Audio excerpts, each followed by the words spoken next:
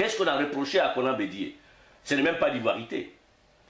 Ce qu'on a reproché à Konan Bédié, c'est d'avoir quitté le système colonial français et être parti pour signer avec des Américains, des multinationales, des accords sur le cacao et le café.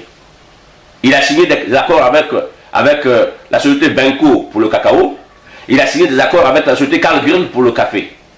À partir de ce moment, le président Chirac a considéré qu'il avait trahi les intérêts supérieurs de la France. Le général Gay a été convoqué à Paris 15 jours avant le coup d'État.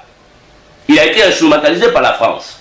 Quand il partait de Paris, dans l'avion qui l'amenait à Abidjan, il y avait le général Jean-Louis Lacaze, l'ancien chef d'état-major de l'armée française.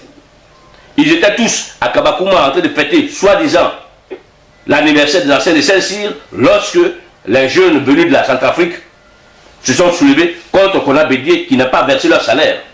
Alors la coïncidence, elle peut apparaître troublante pour ceux qui ne connaissent pas ce qu'on appelle le complot franco-africain. Mais pour moi, il n'y a pas de coïncidence. Le général Gay, qui a été choisi à Paris, était donc allé à Abidjan pour prendre le pouvoir parce que Konan Bédié avait trahi les intérêts français.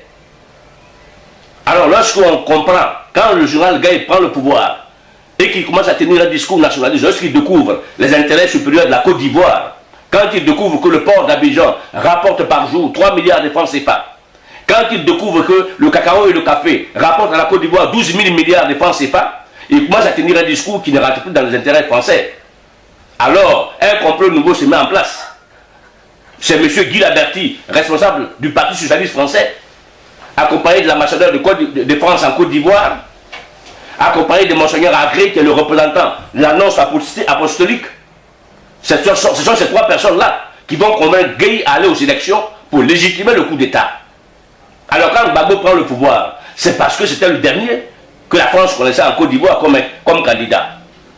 En dehors du Fouboïn, qui leur a laissé Bédié en héritage, qui les a trahis, la France ne connaissait plus personne sur le terrain en dehors de Gbagbo. Ouattara était considéré comme un agent américain. Donc la France ne la voulait pas en Côte d'Ivoire. Voici le fond du débat.